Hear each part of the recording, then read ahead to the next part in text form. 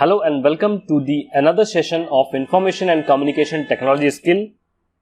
In today's session, we have to learn about the mobile device layout.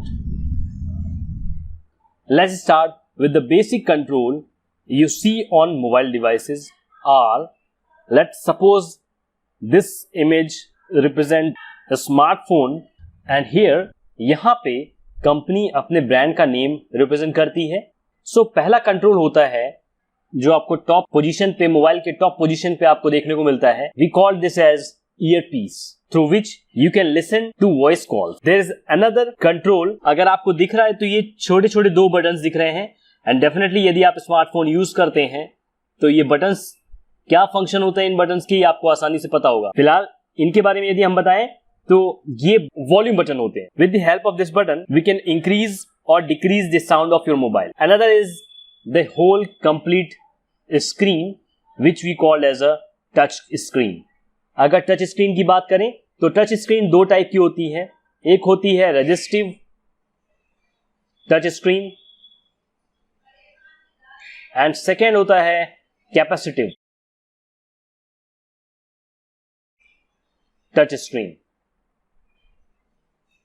Resistive touch screen में जब भी कोई app अगर आप ओपन करते हैं तो ऐप ओपन के लिए रेजिस्टिव टच स्क्रीन टाइप के मोबाइल में आपको उसे प्रेस करना होता. ये फंक्शन पहले के जो मोबाइल्स आते थे उनमें आपको देखने को मिलते थे, पर अब जो न्यू मोबाइल्स आ रहे हैं उनमें जो टच स्क्रीन का जो टाइप है वो capacitive type of touch screen दिए गए हैं, जहां पे केवल टच करके आप किसी भी ऐप को ओपन कर सकते हैं, कोई भी फंक्शन को ऑपरेट कर सकते हैं. तो ये मेन एरिया जो होता है ये स्मार्टफोन की टच स्क्रीन कहलाती है. अनदर इज दिस की. दिस की रिप्रेजेंट द मेनू बटन. इस बटन का यूज करके आपके ओपन ऐप, जितने भी ओपन ऐप है उसमें आप एक ऐप से दूसरे ऐप में स्विच कर सकते हैं.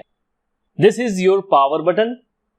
With the help of this button you can turn off or turn on your mobile device. This is a home button. With the help of this button, you can switch to the main screen of mobile phone.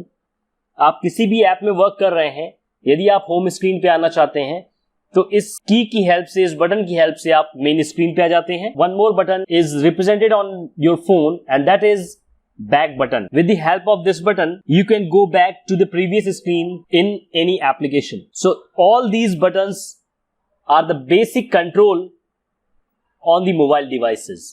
I hope you can understand all these buttons. ये buttons आपके familiar हैं, इसलिए इनको समझना, इनको operate करना और इनके बारे में जानना बहुत आसान है आपके लिए. लिखना क्या है, रिटन वाला पार्ट अब आपको स्क्रीन पे दिखेगा. ये सारे टर्म्स आपके मोबाइल लेआउट्स के बटन्स हैं. Power button turn on end of करने के लिए, मेन स्क्रीन जहां पे आप सारे फंक्शन को यूज करते हैं, सारे फीचर्स को यूज करते हैं. बैक बटन किसी भी एप्लीकेशन में बैक जाने के लिए.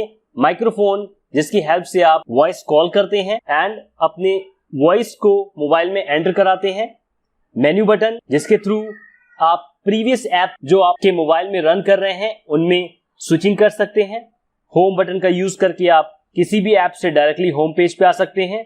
ईयरपीस की हेल्प से आप वॉइस कॉल को लिसन कर पाते हैं. वॉइस बटन की हेल्प से आप अपने मोबाइल के वॉल्यूम को इंक्रीज और डिक्रीज कर पाते हैं. Now let us understand some basic features of mobile phones. यदि मैं इस आइकन की बात करूं तो ये आइकन आप फेमिलियर होंगे इस आइकन से. इसे हम क्या कहते हैं, ब्लूटूथ कहते हैं. ब्लूटूथ का यूज क्या होता है, इसका फंक्शन क्या होता है. With the help of this feature you can transfer or share any data files from one device to another device with short range. Short range के अंदर आप किसी भी मोबाइल डिवाइस से दूसरे मोबाइल डिवाइस को इजीली अपने डेटा को ट्रांसफर कर पाते हैं. शॉर्ट रेंज जिसे आप विद इन 30 फीट तक यूज कर पाते हैं. इसी तरीके का एक दूसरा फीचर्स होता है चार्जेबल बैटरी. इन चार्जेबल बैटरी को आप बार बार रीयूज कर सकते हैं इनको चार्ज कर. इसी तरीके का एक फीचर होता है वाईफाई, जिसका पूरा नाम होता है वायरलेस फिडेलिटी. इस फीचर्स का आप यूज करके अपने डेटा को ट्रांसफर कर सकते हैं या फिर इंटरनेट को ब्राउज करने में भी ये फीचर्स हेल्पफुल होता है। इसकी रेंज ब्लूटूथ की कंपैरिजन ज्यादा होती है। यदि ब्लूटूथ की बात करें तो ब्लूटूथ की फ्रीक्वेंसी रेंज होती है 2.5 गीगाहर्ट्ज तक। वहीं यदि वाईफाई की बात करें तो ये ग्रेटर देन 2.5 से 5 गीगाहर्ट्ज तक की फ्रीक्वेंसी रेंज पे वर्क करता है। ये फीचर्स अभी मैंने आपको पहले बताया था, टच स्क्रीन का फीचर्स, जहां पे आप सारे एप्लीकेशंस को यूज करते हैं। जितना भी डिस्प्ले वाला पार्ट होता है वो टच स्क्रीन के जरिए ही आपको विजिबल हो पाता है। इसी तरीके के कुछ और फीचर्स को देख लेते हैं। ये आइकन रिप्रेजेंट करता है कैमरा, जिसकी हेल्प से आप वीडियो और इमेज को कैप्चर कर पाते हैं किसी भी स्मार्टफोन या टैबलेट में। अब जो मोबाइल फोन्स आ रहे हैं उनमें कैमरे फ्रंट साइड भी होते हैं एंड बैक साइड भी होते हैं। फ्रंट साइड का नॉर्मली हम लोग यूज वीडियो कॉल्स के लिए करते हैं, बैक साइड के कैमरे का यूज हम लोग इमेज और वीडियो को कैप्चर करने के लिए करते हैं। ये आइकन क्लॉक को रिप्रेजेंट करता है। With the help of clock you can update about the real time. इसी फीचर्स के साथ साथ आपको अलार्म का भी फीचर्स मिल जाता है। क्लॉक में ही आपको स्टॉप वॉच का फीचर मिलता है and so many other features are also inbuilt with this icon which we called as a clock. Cellular connectivity के लिए ये रिप्रेजेंटेशन होते हैं सिग्नल्स के। कुछ इस तरीके के जो वर्टिकल लाइंस होती हैं वो रिप्रेजेंट करती हैं आपकी सिग्नल की स्टेबिलिटी को। जहां पे अगर लेस लाइन आपके मोबाइल डिवाइस में विजिबल हो रही है तो इसका मतलब ये है कि जिस नेटवर्क से आप कनेक्ट हैं उसकी स्टेबिलिटी बहुत लो है। एंड फुल नेटवर्क होने का मतलब ये होता है कि जिस भी नेटवर्क के जरिए आप कनेक्ट हैं उसकी स्टेबिलिटी हायर लेवल पे है। And this connectivity helps to make calls using mobile device. यदि आप इस आइकन की बात करें तो इस आइकन को आपने देखा होगा गूगल मैप में, एंड वहां पे एक फीचर यूज होता है जिसे हम बोलते हैं GPS, that is global positioning system. इस फीचर्स का यूज करके आप इजिली किसी भी लोकेशन को आसानी से लोकेट कर पाते हैं या आपकी करंट लोकेशन को भी आप आसानी से लोकेट कर पाते हैं।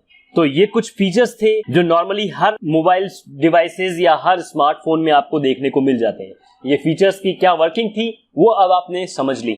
अब आइए जानते हैं मोबाइल की होम स्क्रीन पे मोबाइल ओपन होने के बाद जो आपको सबसे फर्स्ट स्क्रीन दिखती है, जिसे हम होम स्क्रीन बोलते हैं, उनमें कौन कौन से पार्ट्स होते हैं, उन कंप्लीट स्क्रीन को कितने पार्ट्स में डिवाइड किया गया है। यदि एक एग्जांपल ले लें इस तरह के स्मार्टफोन का, जहां पे ये कुछ ऐप रिप्रेजेंट हो रहे हैं, एक पार्ट ये रिप्रेजेंटेशन होता है एंड एक पार्ट का रिप्रेजेंटेशन कुछ यहां पे होता है। सो इस कंप्लीट मेन स्क्रीन पे टॉप पे जो आपको दिखते हैं, जहां पे आप टाइम देख पाते हैं, आपकी वाईफाई की कनेक्टिविटी देख पाते हैं, नेटवर्क की कनेक्टिविटी देख पाते हैं, साथ में बैटरी की इंफॉर्मेशन आपको मिल जाती है, और ये कंप्लीट पार्ट जिसे हम बोलते हैं status bar. The top part of the screen we called as a status bar. It display icon to show network signals, battery life, wifi, Bluetooth connectivity, 3G and 4G status etcetera. ये सारी details आपको status bar की help से display हो जाती हैं।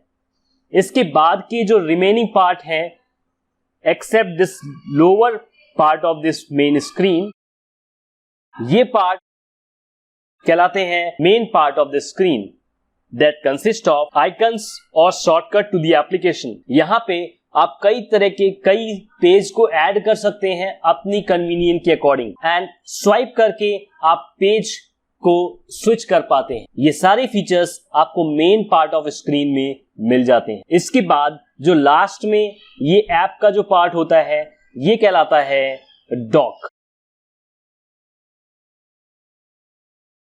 The lower part of a screen is called as the dock. The app in this area can always be seen even if we move to a different page. यदि आप home page में pages को move करते हैं, एक page से दूसरे page में जाते हैं, उसके बाद भी ये जो डॉक में एप्लीकेशंस होते हैं वो एज इट इज बने होते हैं, ये चेंज नहीं होते। सो आपको यहाँ पे 3 पार्ट में डिवाइड हुए स्क्रीन दिख रहे हैं। इसके बाद आइए जानते हैं कुछ गेस्चर्स जिनका यूज करके आप किसी भी मोबाइल डिवाइस या स्मार्टफोन को ऑपरेट कर पाते हैं। Basic gesture used. गेस्चर का मतलब ये होता है कि आपकी जो हैंड की पोजीशन है वो कैसी पोजीशन, कैसे मूवमेंट के अकॉर्डिंग आप किस तरह के फंक्शन को यूज कर पाते हैं। यदि हम माउस की बात करें, कंप्यूटर से कनेक्टेड जो माउस होता है, उस माउस की हेल्प से हम लैपटॉप या फिर डेस्कटॉप में वेरियस एप्लीकेशंस को ओपन कर पाते हैं। वहीं यदि आप मोबाइल डिवाइस की बात करते हैं तो मोबाइल डिवाइस में without mouse you can use with your finger and to open any application or use any function of your mobile phones. Let's see some more gestures which are helpful for operating any smartphone. Look at this. ये एक gesture होता है जब आप किसी भी application को open करते हैं एंड ये गेस्चर कहलाता है टैप का गेस्चर। टैप आपको केवल टच करना होता है। यदि आप क्लॉक को टच करते हैं तो क्लॉक ओपन हो जाती है with the help of your finger as well as your thumb. यदि आप व्हाट्सएप ओपन करते हैं तो only you can touch on the icon of WhatsApp and that application will open up. तो ये गेस्चर कहलाता है टैप गेस्चर। इसी तरीके से इसे बोलते हैं डबल टैप। जब आप किसी इमेज को जूम इन या जूम आउट करते हैं तब इस तरह की गेस्चर्स का यूज करते हैं आप। And then this is the swipe gesture. With the help of this gesture or with the help of your finger, you can left, right, up and down of the screen like turning a page. जैसे page को turn करते हैं कुछ इस तरीके से आप left right या फिर अप डाउन करके स्क्रीन को चेंज कर पाते हैं।